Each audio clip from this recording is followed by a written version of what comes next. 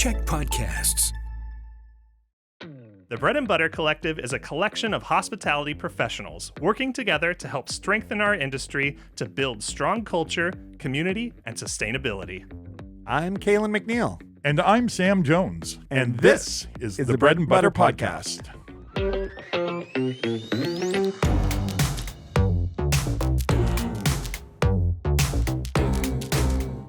Welcome to the Bread and Butter Podcast, everyone. Hey, hi. Maryanne, it's so nice to see you here. So nice to see you. Where's Kalen at? He's away, off doing Kalen stuff? fun, adventurous stuff. He told me not to get so cozy in his seat, but I'm keeping it warm for him.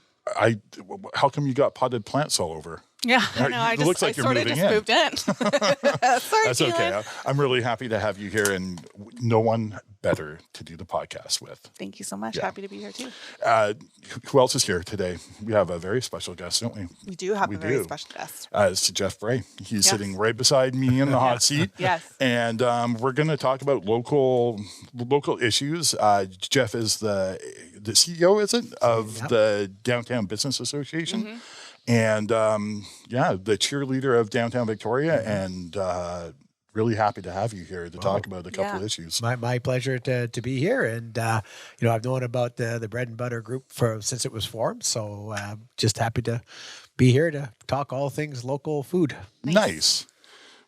I'd like to kind of differentiate how we talk about businesses downtown, because I know that we have several different sectors that are represented, and after COVID, it feels like some sectors of the business world downtown did really, really well and have continued to do well, and kudos to them. Others, not so much. And in our industry, the food and hospitality industry, we're really seeing a different end of this post-pandemic era, and it seems like it's getting worse. Right. Do you want to add anything to that, Maryanne? I mean, I know you've got some pretty good experience. Yeah. We're seeing local restaurants and cafes closing every single day. Downtown, you and I talked last week about just the changes in people's routines. We used to be a thriving business Monday through Friday, and now the Mondays and Fridays are the slowest of the week. It's because so many people have changed their routines and they're still working from home. Mm-hmm. So it's been really challenging for downtown businesses to try and change their business model or try and attract people to come downtown, give them more reason to come downtown. Mm-hmm. And as you mentioned earlier, a lot of our community focuses on the negative all the time. It's always been something that I've noticed about Victoria is they'll jump on the negative instead of reading the positive story or celebrating the positive stories. So for small businesses, that's a huge challenge when we're located downtown to kind of push through all those negative stories and push through the negativity to give people a reason to support us and celebrate us. Mm-hmm. So I guess, there seems to be there can be a lot of preamble to get to a question, because it feels like it's not your responsibility to do things about this, but you obviously are in a position of influence, and you're between all these different parties. We have so many different people involved. We have businesses downtown. We have the residents that live downtown, students, both foreign and domestic, some staying, some leaving, government workers who are working from home now. There's lots of different people to take account for and to take into consideration. How do you manage to do that and still feel good about downtown Victoria right now? Well, we only have 45 minutes, right? I know. It's a real short time. There's a couple of things. First of all, for your listeners, there are some challenges with downtown. So, we have to confront the realities. We have an addictions and a mental health crisis. But we have that across main streets and downtowns across the country. This is not unique to Victoria. But nonetheless, it does, depending on where you are in downtown, it can create a not particularly pleasant experience. You don't feel as safe as you do in other neighborhoods in Greater Victoria, and people have choices. So, it is a challenge, but I sort of remind people that, today, as we're taping this, I mean, thousands of people will be downtown and having a great experience. It's spring break. The hotels are jammed full of people. And when other people from other parts of the world come here, they say this is one of the most amazing places. 2 years in a row, we've been voted best small city in the world by over 500,000 Condé Nast readers. So this is not, just us making this stuff up. The rest of the world comes here in droves and says, what an amazing place you have. So we do sometimes tend to focus on the negative here and go, well, we have a beautiful inner harbor, but I couldn't find parking in front of the store I wanted to go to. So parking's crappy. And that becomes the sort of narrative, and again, I'm not blaming media, but today there will be several successful plane landings at YYJ, but there won't be a news story about it. Somebody spills their peanuts on the flight and it'll be front page news. And so we tend to only see when something like that occurs, which helps to build the narrative for people who are reading that or listening to that or watching that, oh my God, downtown's dying, and that's simply not the case. So, for us, we really focus on talking to people between Souk and Sydney. So Destination Greater Victoria, deals with tourism. And we're really constantly trying to tell people all the good news stories, of which there are many. And yes, there are some restaurants that are closing, but there's others that are opening. And again, the media don't call me when a restaurant opens. They only call me if a restaurant closes. And, businesses open and close for all sorts of reasons. So that's the ebb and flow of businesses, regardless, hospitality, food and beverage, law offices.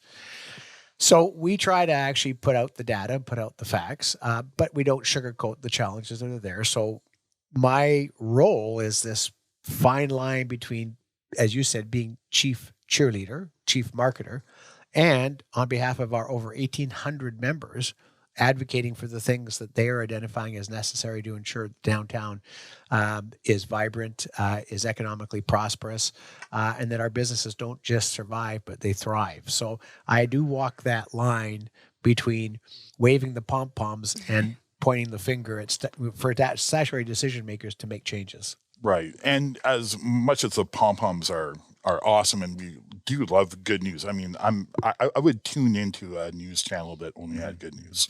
I really would. However, we need to get to the crux of things. So I hear what you're saying about it. There is a lot of good news out there, and we don't hear about when new restaurants open. We only hear about when one's closed.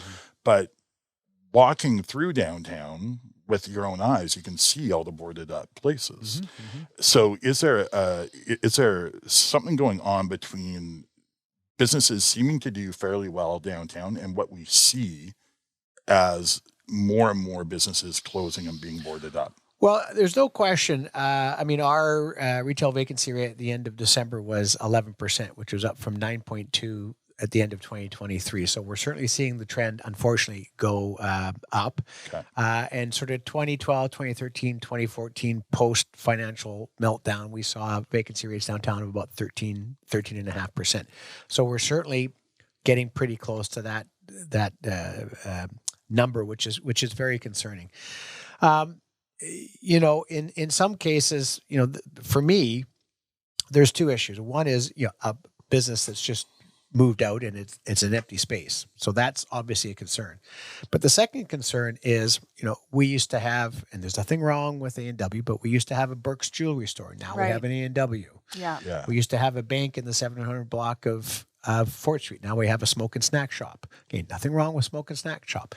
But it's not just the vacancy. It's who figures that they can run a business in downtown. And if we lose all of those great, independent, unique businesses that are draws for people to come into downtown, because it's the only place that you can get to a Burke's, so there's the only place you can get to, places that are only serving people within 2 or 3 blocks. That's my other big concern.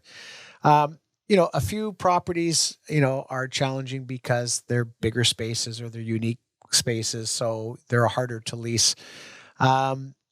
But there's no question that I think, statutory decision makers provincially and the city, but especially the province, has to recognize if they're not making significant, bold changes, whether you're talking downtown Victoria, downtown Nanaimo, downtown Kelowna, downtown Eastside, Vancouver, businesses are going to, for any number of reasons, say it's not worth it for me to do this. Right. And that's my big concern. And then nobody's coming back in to fill in those spaces. I mean, London Drugs bought into the whole vision of the new Woodwards in the downtown east side of Vancouver. They're now moving out because they're saying our staff aren't safe. Yeah. Wow. Well, we don't want that here in Victoria. Nanaimo's downtown has been struggling with this for even longer than we have. And it is, by and large, provincial policies that are not working for the businesses and the neighborhoods, but it's also not working for the people we see on the streets. So we're really pushing the province to make the kinds of bold changes that are necessary. But also, quite frankly, we saw in the last 5, 6, 7, 8 years, the sole focus being on the population we see that are unhoused and struggling. And we're a compassionate community. Right. But where's the compassion for the manager of a store on Yates Street who got beaten up by just trying to get someone to not pee on their front door? Right. Right. And where's the compassion for the people who are on the street who need more help than just police coming and moving them Well, in fact, or arresting them? well, exactly. In fact, That's not compassion. well, you can't- Like personally, Yeah. I'm compassionate about the houseless people and people who are addicted to drugs and have really severe mental issues that need to be taken care of.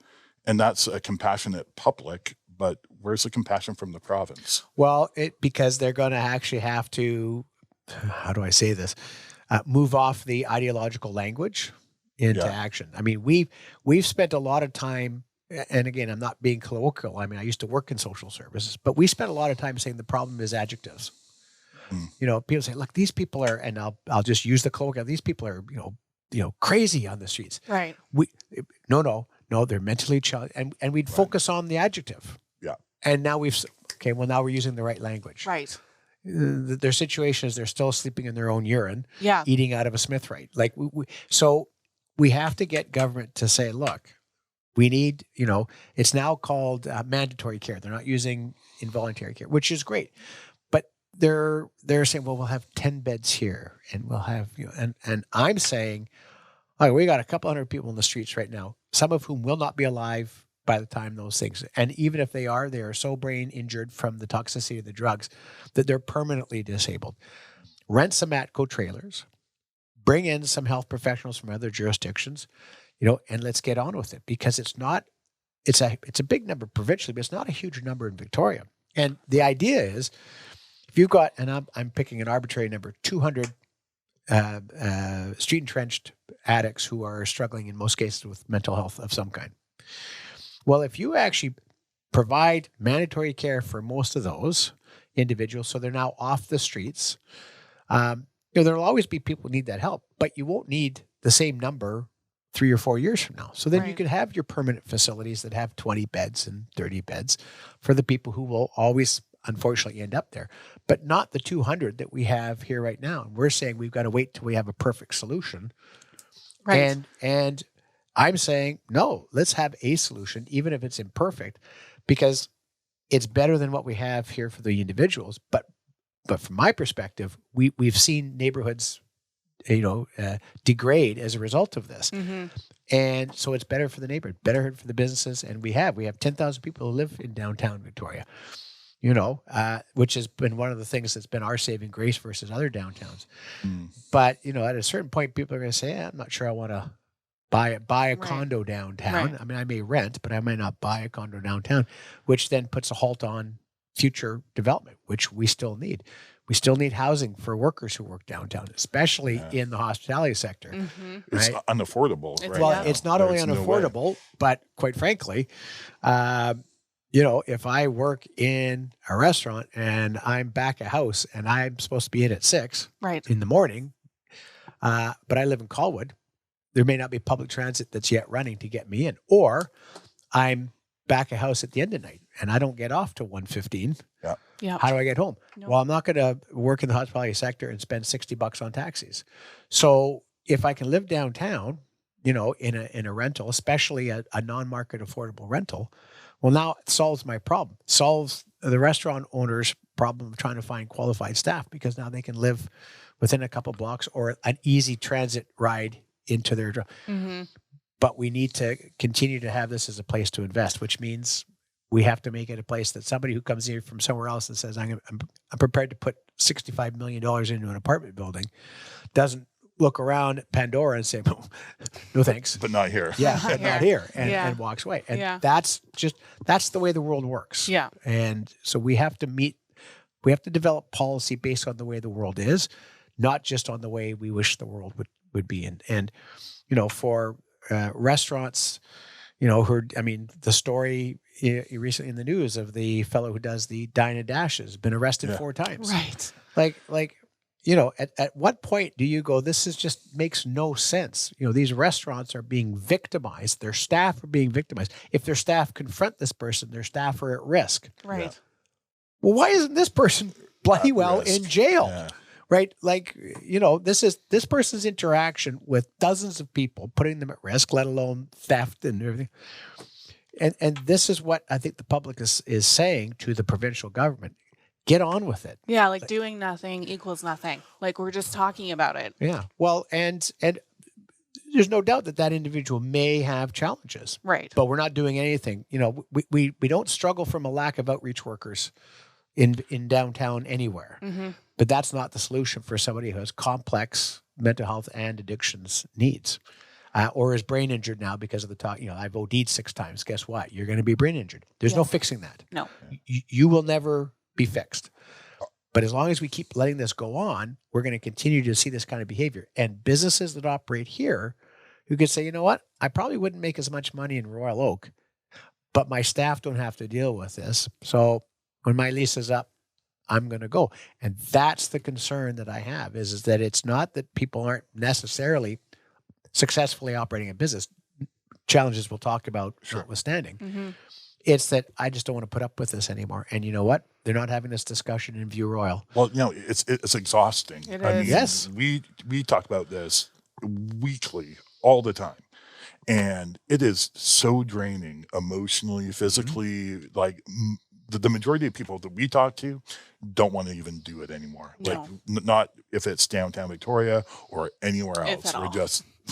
We're all so tired and sick of the struggle and always feeling like we're the ones who have to be accountable for everything. Like everything's offloaded onto the small business owner. Yes. It feels like, from our perspective. Well, I would say that that's actually true. And that's one of our issues is beyond this sort of issue around certain blocks in downtown is the downloading of costs onto small and medium-sized businesses from not even just different levels of government. It's different departments in government, not realizing the cumulative impact on small businesses.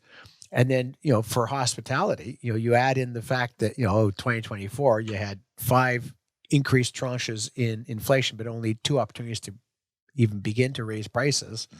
And what does that do to your margins, which are at Already the best very of time, is just your EBITDA is just squeezing and squeezing. And at a certain point, you go, I could be a shift supervisor at, let's say, Starbucks and actually be making the same amount of money as I do working 60 hours a week as the owner of this establishment, which I love, which I got my heart and soul in.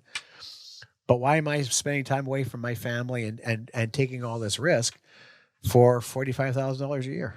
Yeah, it doesn't make any sense. It doesn't make any sense. No. So that, and again, you lose those small and medium-sized independent businesses, you lose the heart and soul.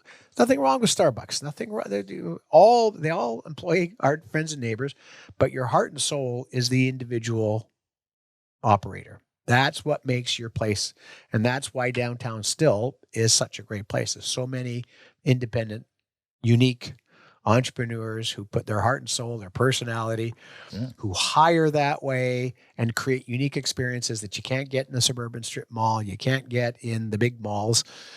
You can get in downtown. But if they, if the little jumbos of the world and others, for whatever reason, decide they're not going to continue operating, then you're losing your heart and soul.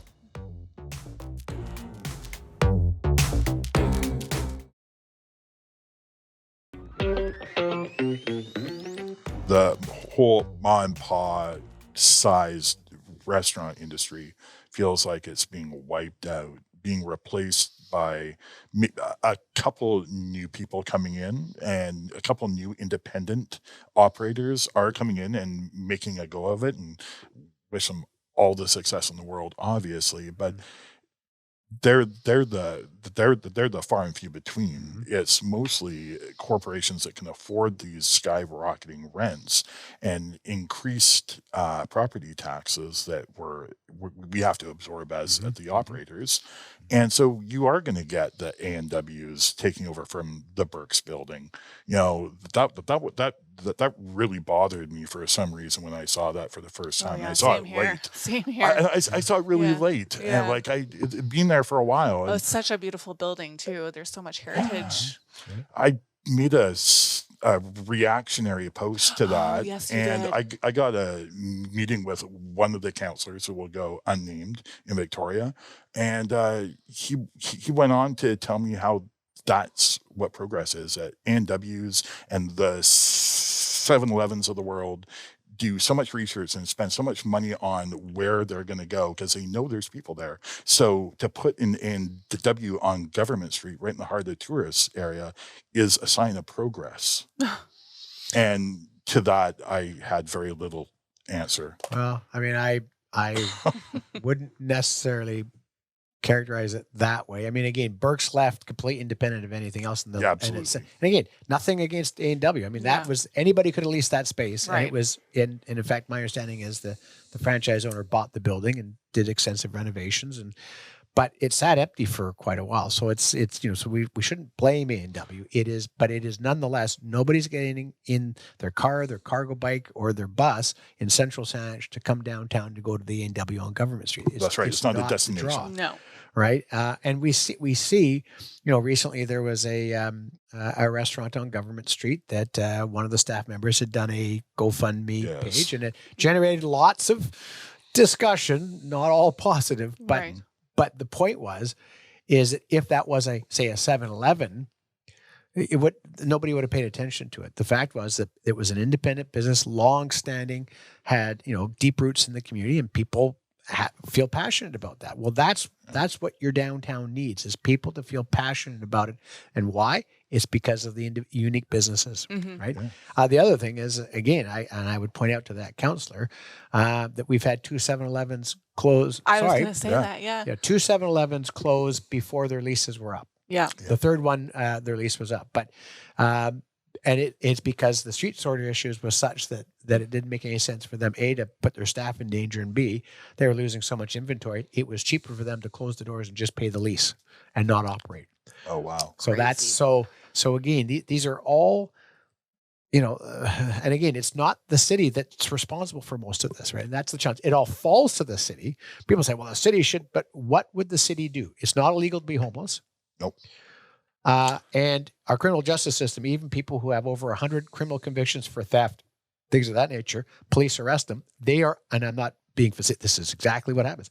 They are out before the officers finish the paperwork. Wow. So is that a provincial jurisdiction? It's twofold. The province is responsible for Crown prosecution and for remand and things, but the federal government is the one who sets under the criminal code the bail provisions. Okay. And so we need the federal government to, they did make some changes in Bill C-48 to deal with repeat violent criminals, repeat domestic violence, and theft for weapons. So they recognize that the bail provisions would basically said, you don't detain people except extraordinary circumstances. They changed the rules. So for those categories of people, it was a reverse onus. If you've been arrested, convicted multiple times for violence, you have to demonstrate to the courts why you should get bail. Otherwise, it's up to the Crown to demonstrate why bail should be denied, and that's just the volume is just so high. Yeah, we're saying to the federal government, extend those to repeat nonviolent offenders, because that again is, and I mean, you operate small businesses. If someone comes along and busts your window, it feels violent. Yeah. Well, and it's $2,000 to fix it. Well, how many sandwiches do you have to sell just to recoup that $2,000, right? I know. And That's- the ongoing increase of your Yeah, insurance, and everything. et cetera, et cetera. And that's if you even dare to, if you've had multiple window breaks, you don't go back to your insurance because they're going to say, you know what, or it becomes so outrageous that they won't even insure you. Well, anymore, that's exactly right. So, and these are all the types of things that I think, governments, don't think about because they don't operate it. Right. It's sort of, if they've never signed the front of a paycheck, they wouldn't have it. How would they? They wouldn't know. But when the business community says, we're not an ATM machine, you've got to recognize these things. And even if you've got great policy objectives, the carbon tax, we can talk all day long. But the fact is if you're running a commercial kitchen, you turn it on when you start, you turn it off when you're finished. Mm-hmm. You can't control your right. That's what you do. And so you're just adding cost. You raise minimum wage again. We want to make sure people get paid properly, but it's not just that high school student who gets $1 an hour. Everybody else goes to the boss and says, well, where's my $1 an hour? Right. Yeah. Right. Why am I getting paid the same as this high school kid? I actually need to pay rent. And then how much are you going to pay for a sandwich? Well, exactly. Right? And so the margins get squeezed. Yeah. And then you've got the province, and I this one irks me. So I've said it publicly before. Stepping over two 18-year-olds smoking meth in front of a business to do a sting on a higher end restaurant that sold an 18-year-old a beer. Wow. And it's a $7,000 fine. And I'm just going, Yes. is that the biggest problem that we have? To a place that's to a couple places that are not problem player. I mean, we know that there are players that don't play by the rules. Well, then absolutely enforce. But these are one-off incidences. And one of those restaurants doesn't exist anymore. Yes. And I'm not saying that's the reason, but it's just It's just one more challenge. One more thing. And of course that's for hospitality, anywhere, but it's exasperated in a place where you've lost part of your customer base, which is provincial government employees, coupled with the fact that, again, the issues around street disorder are focused around the social services, which are all placed in and around 5 square blocks of downtown. Yes. So that's what we need to deal with, and that's going to take some bold policy changes. But we saw in the last provincial election, a party that had one seat 9 months ago came within, 22 votes of potentially forming government. And the NDP changed a bunch of policy positions during the campaign because they heard from the public, including places like yours, saying, this makes no sense. Mm-hmm. Decriminalization makes no sense. Mm-hmm. We had businesses with people coming into the washrooms using the drug saying, bleep off, it's legal now, nothing you can do. Well, Right. Yeah. And you've got some high school or college age student who has to deal with that person smoking meth in the fitting room of their clothing store or in the washroom At of my their coffee restaurant. shop or at the hospital in someone's hospital room. Yeah. But they have to go outside to smoke a cigarette. Yeah. I But know. They can smoke their crack in their Well, room. and then deal with all the concurrent behaviors that happen afterwards, right? Which is we're Absolutely. hearing from healthcare professionals that we need more security. 15 years ago, was that the big cry from Royal Jubilee and Victoria General and Saanich Peninsula Hospital is we need more security because of the violence? Well, we know what it is. Yeah. And we've gone down this road of harm reduction at the cost of everything else, and now we're reaping some of that reward.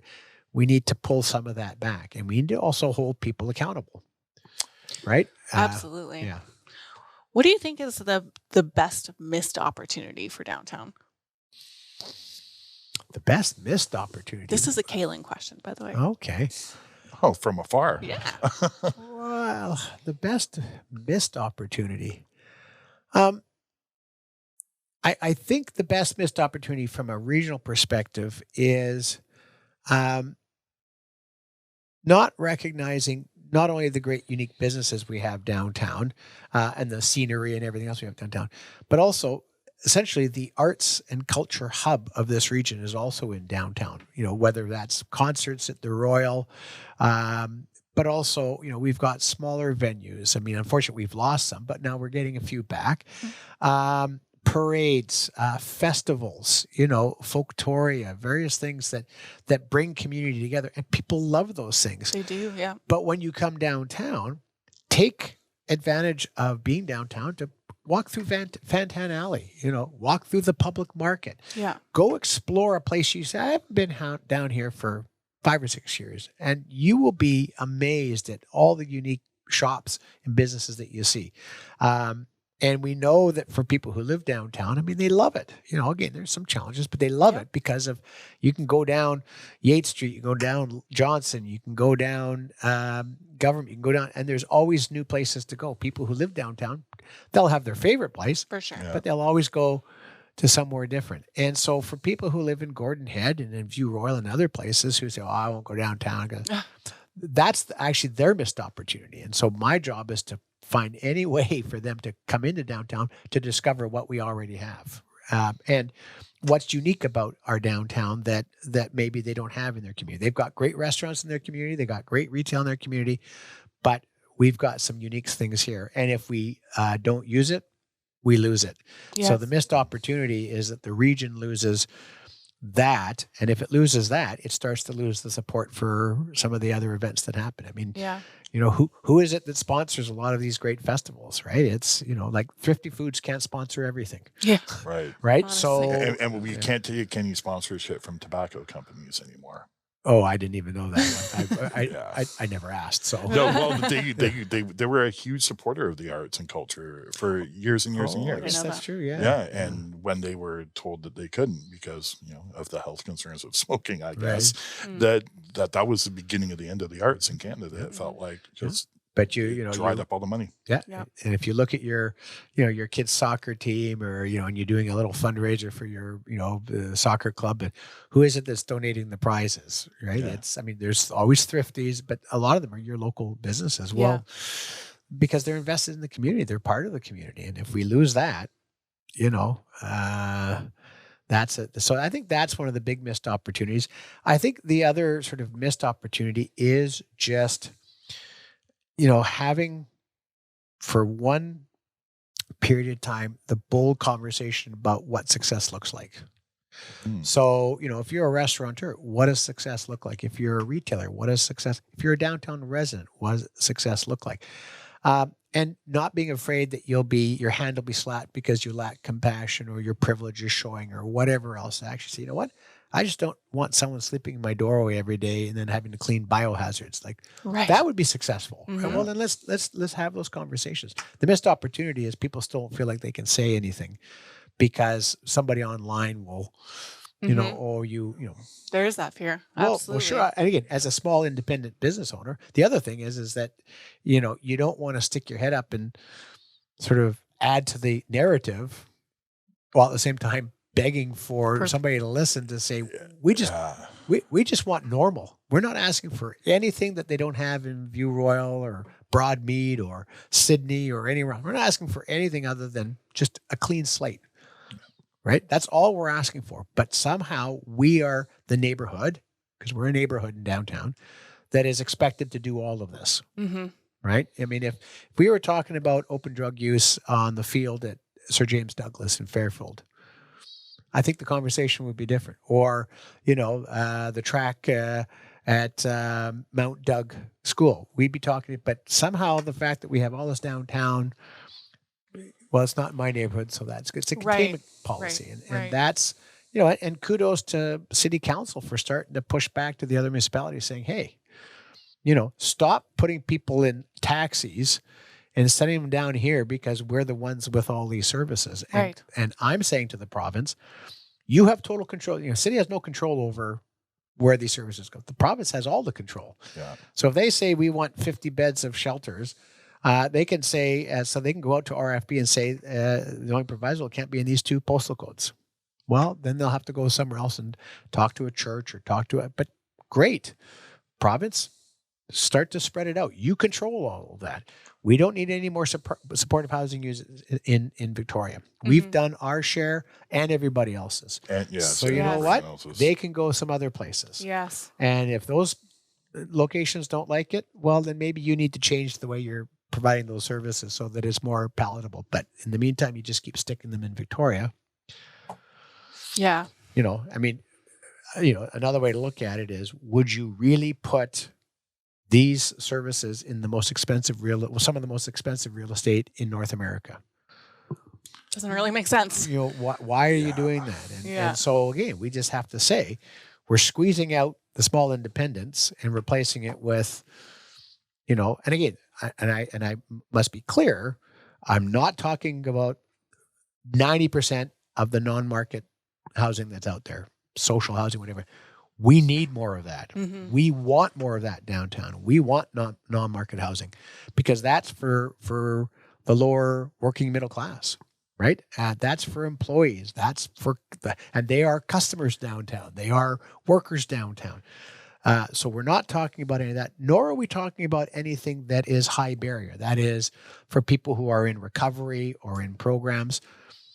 That's fine because those exist and you would never know they were there.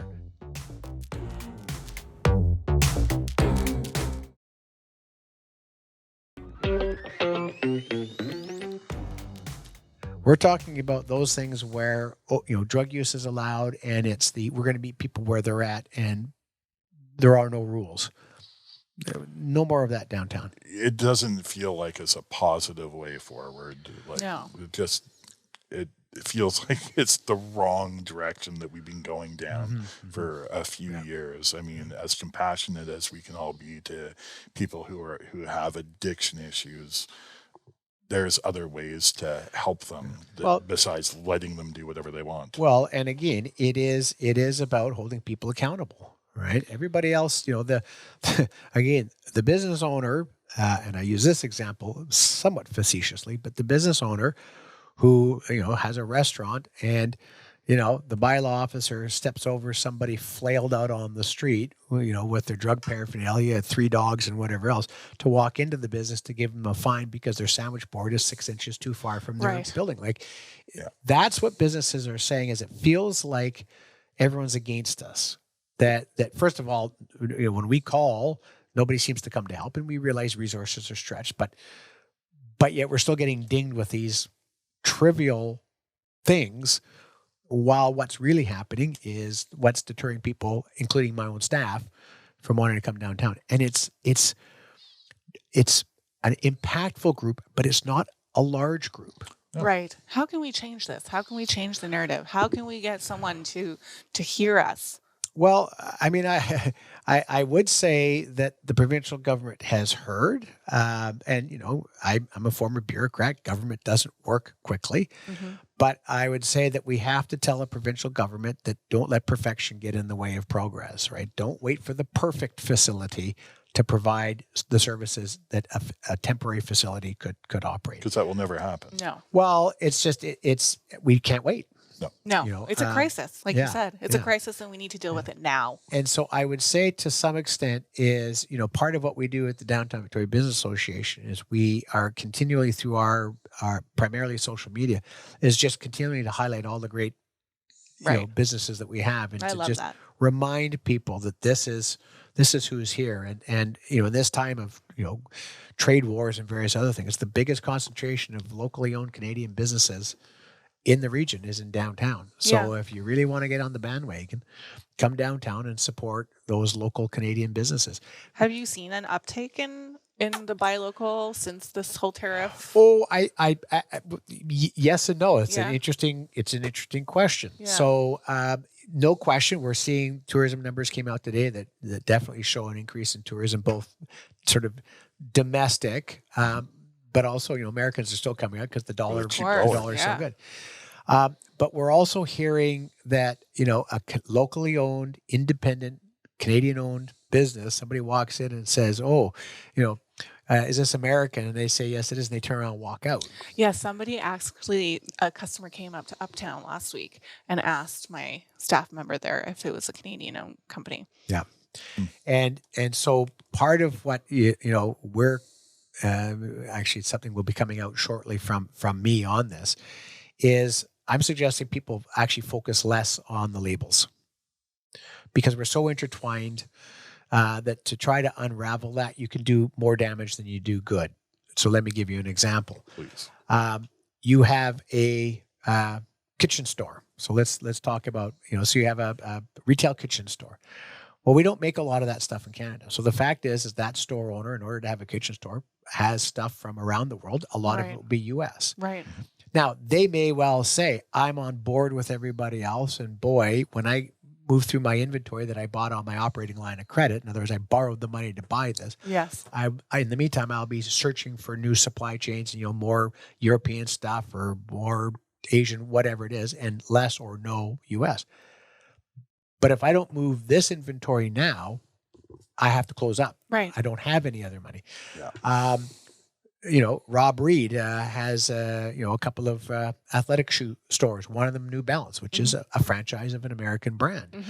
But he's Canadian, pays Canadian taxes. I'm pretty sure everybody in the store is Canadian. Yeah. If you boycott that, Right. you lose an independent retailer, right? And all those people lose their jobs. All that tax that he collects is for naught. And all the energy that he puts back into the community as well. Well, and the fact is that that helps him support all the races, be a sponsor at all those things, promote healthy living, all those things that he does as a great community person comes from the fact that he runs stores. The fact is we don't make athletic shoes in Canada. No. So you can't buy Canadian. You could buy more Vietnamese, I guess, but you're not. So so don't buy your running shoes by Amazon online. Go into Rob Reed's store and buy from there. Recognize that there's Canadian, and certainly all businesses are going to be looking to find new sources. But if you're an independent retailer, you got to sell the inventory you bought already, or you're done. The other thing is, people say, well, I'm never going to walk into Walmart. Well, again, I'm pretty sure all the people in Walmart are our friends and neighbors who need those paychecks, those shifts in order to pay groceries and their rent. But also, there are many Canadian suppliers to Walmart, to Costco. Yeah. They are the sole customer of that Canadian supplier. So if they start saying, well, I'm not taking your product anymore, that's a Canadian business that's getting hammered that can't possibly repivot quick enough with the kind of production that they do. They've got to keep this thing going. But, they now need to find 30 stores where they only had one store before. Well, they're not going to be able to do that. So we just have to calm down and say, how do we actually make sure we're supporting as much as we can local Canadian, and think of Canadian in the 360. Yeah, I love that.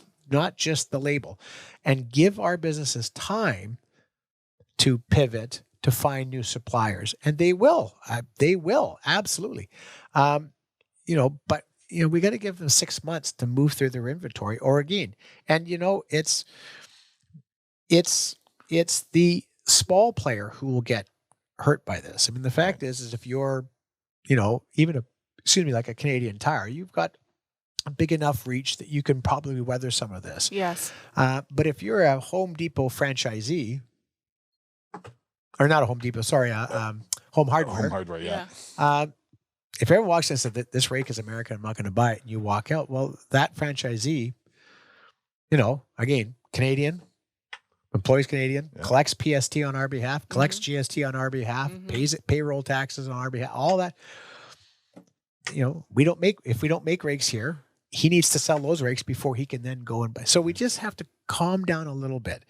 And then this is yet another thing for restaurants. Again, sure, it'd be great if all of your products for your food are Canadian.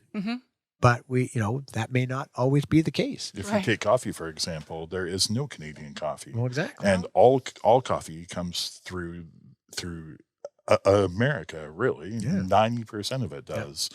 And if there's a tariff placed on imported goods, I don't know if they have to be grown in the U.S. or just touch the U.S. soil before they're tariffed. Then we're in for some real interesting times. Yeah, and we haven't even got to the countervailing tariff issue yet. We're still talking about when I walk into a store, where is that? Yeah. And I want to make sure that we don't lose again. Independent businesses, be they restaurants or others, solely based on the fact, it didn't have a maple leaf on it. Right. That's an important consideration, but it's part of many considerations. Right. Oh, well, our time is almost up, Jeff, here. You're kidding. I mean, that 45 minutes, that 45 minutes went so quickly. So what I'm kind of gathering is that as much as this is not just a downtown Victoria problem, this is a downtown everywhere problem. Yes. We are from Victoria, so our perspective is that things are shit and they don't feel like they're getting better. So who do we blame? We naturally turn to the city and put the blame on them, but it starts at the federal government, working its way down. Like the federal has some of the bail provisions.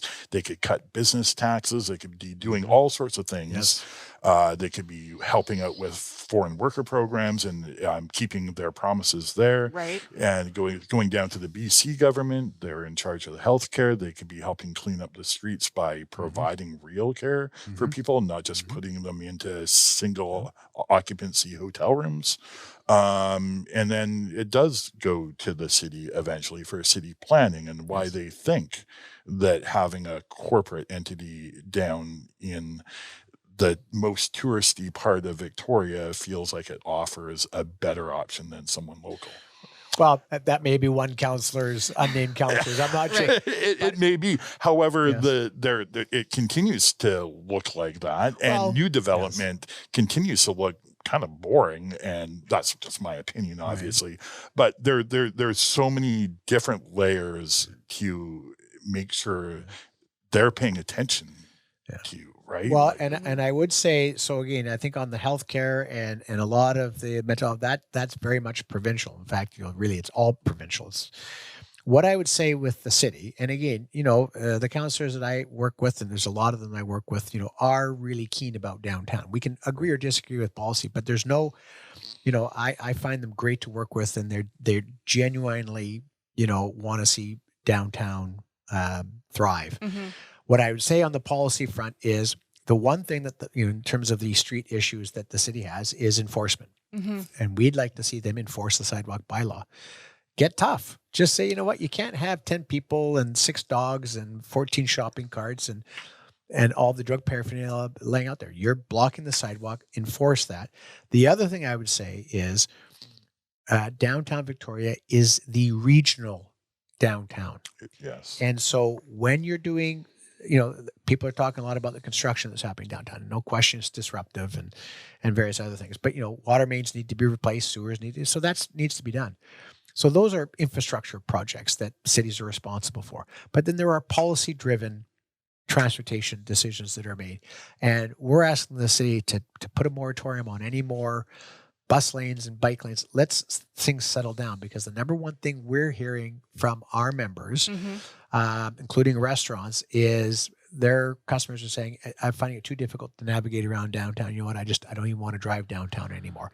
And the number one way, and it will be like this till we're all in the grave, that people are going to come into downtown as a single occupancy vehicle. So let's accept that. Let's find ways to incorporate more transportation, but let's not try to replace 30% of the traffic with infrastructure for 9% of the traffic, because people, and I would say, was the issue with Blanchard Street that there wasn't some trees down the middle of a block in Blanchard? I would say no. Nice to have, but now you're going from 6 lanes to 4 lanes. Is that going to improve vehicular flow and the experience that people have coming into downtown, which our restaurants need? Yeah. There's not enough people who live here to support all the hospitality. We need people coming here. And in particular, we need them coming here from the middle of September to the middle of May. Absolutely. Right? Yeah. And if they say, you know what, I just can't even stand driving downtown. I can't find parking. I drive around the block. Then we're biting off our nose to spite our face. We're doing that through policy. And that's where we want the city to say, look, let's hold off. Listen to what businesses are saying. Take a break. Let's assess how traffic is flowing and see if we can make improvements to what's there now, and then decide what more. I mean, we've got more bike infrastructure. And again, we like bike lanes. We're not against bike lanes, but the amount of bike lanes, the amount of disruption that they create for people to travel around downtown. And again, I'll be honest, I haven't had a single restaurateur call me and say, the solution to my business is more bike lanes. Yeah. No. I haven't. Again, it's not that, people don't like them, but that's not the issue, right? We had some businesses say, we don't need another Ferris wheel downtown. Like, that's not what's hurting our businesses. So we need the city to just recognize that as a regional downtown, people have to drive here. Yes. And they're going to continue to drive here because they're going to drive elsewhere. Yeah. And the restaurant sector paying, as you say, high rents, and with the provincial government's best and highest use assessment tool, those are only going to go up regardless of what the city does. That we need the city to be working with the business community to make sure people can access the businesses reasonably. And then we can make our tweaks, and then we can say, okay, now what do we do? But we're just like, I went up Courtney Street before Christmas, and all of a sudden there's just out of nowhere, there was just the whole curb was gone, and it was a separated bike lane on Courtney Street between Government and Douglas. Or how about what happened on your corner on Hillside? How they took out that area where you could merge onto Hillside. They took it out, and then and now you can't merge. So it takes longer to get through the light, and they just put in a cement curb it was and a awful, small and it garden. didn't help my business. No, it didn't help your business at all, and you can't get through there anymore. I actually had to close my gorge business because of ongoing construction for bike lanes and other things, which is taking it from 4 lanes down to 2. Right. And well, I mean, that's a perfect example. And and again, the intersection with the new bridge, beautiful new bridge, regardless of the controversy around it, actually great for pedestrians, great for bikes. But that intersection has become such a nightmare It now is a nightmare. that it people lines are up. avoiding it. Well, because it lines up from the legislature to the bridge. Yeah. You can't go down Government, so because they've closed that. So and you can't turn right from Pandora onto Store Street. No. So- That bothers me so much. That one. So these are all things that if you think about, if downtown's a mall, right, and we are the mall managers, our goal is to make the best customer experience possible. Right. And I would say that some of these transportation plans are doing the opposite. And if people say, I can't stand driving downtown, and I can go somewhere else, That's will. a problem. they will. Yeah. Right. So, and we're not going to ever have the population living downtown that replaces all of that, So that's, I think, what we can ask the city to do is just take a pause, Okay. take some stock. Where can we make, like Store Street and Pandora, where we can make some tweaks, make things work a little better, and then let's see what we need. Amazing. Great. Amazing. We are on a hard stop. Our super producer Vivian's giving me the stink eye, going, get off the mic. So Jeff, thanks so much for making time today. I know you're really busy. Thank you for having me. Really appreciate you being here. Yeah, it's really interesting things to say. I was happy to appreciate take it. 45 minutes to answer your 3 questions. Right? Well, we knew it would kind of work out that way, actually. That's why we didn't come up with more. Maryanne, I hope you have a great rest of your day. Thank you so much. Yeah. You too. And be really nice to everybody. I'll try. Maybe I'll see you next week. I hope so. We'll see. Let's do it. Maybe Kalen will swing by and parachute in and kick your butt out. You better not. I don't think he will. All right. You have a wonderful day. Be really nice. You too. Bye. Bread and Butter Collective's membership includes the following local businesses: 2% Jazz, Bunny's Kitchen, Buzz Coffee House, Eagle-Ite, Big Wheel Burger, Blue Mountain Solutions, Bodega Tapas Wine Bar, Eva Schnitzel House, Farmsgate Foods and Catering, Victoria Chocolate and Company, Drum Roaster Coffee, Habit Coffee, Foo Asian Street Food, the Culinary Arts Program at Camosun, Cafe Fantastico, Fall Epi, Harold Street Brewworks, Hey Happy, House of Botang, Nikkei Ramen Ya, Jenny Marie's Cracker Company, La Pasta, La Rue Patisserie, Mocha House, Part and Parcel, Poco a Pinto Bar, Pizzeria Prima Strada, Keating Pizza, Roast, Table 9 Consulting, Sherwood Cafe and Bar, Sweets by Selena, The Collective Wine Bar and Kitchen, The Drake, Tapa Bar, The Nimble Bar Company, Ruth and Dean, The Whole Beast, The Wienery, Spoon's Diner, Truffles Inspired Catering, and Zambries. To hear more from the Bread and Butter Collective, go to checknews.ca/podcasts on Check Plus, or find us on your favorite podcasting platform.